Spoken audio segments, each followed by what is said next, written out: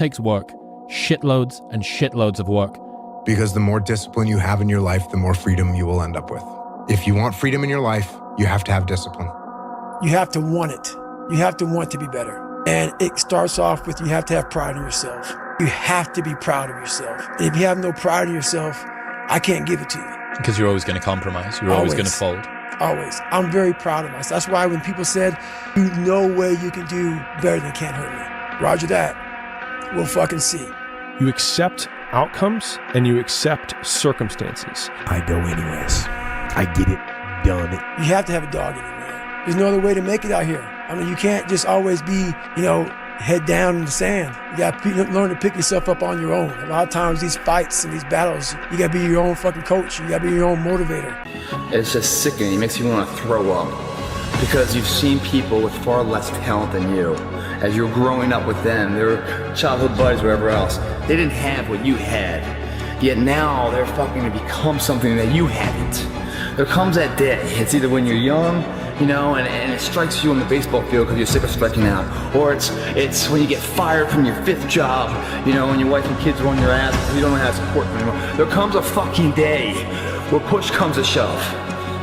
Where being mediocre, being like average and shit just fucking burns. It sucks so much. You can't deal with it one more day. And you get off your fucking ass. And you create something that's always been there. It's always been inside of you trying to come out.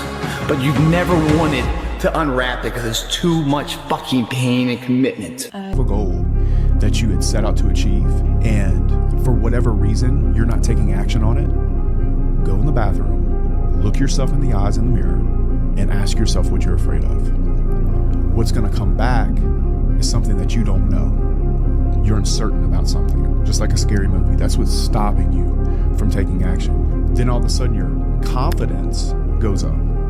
But really, you just know what you need to do and you understand what needs to be done to hit that goal. And then magically you take action. I think a lot of life is like that. Movement, good exercise, good music, good clothes, good food. These are the things I love. Competition. I love competition. I love it. It's getting harder to find it. Getting harder and harder to find it. But I fucking love it when I find it.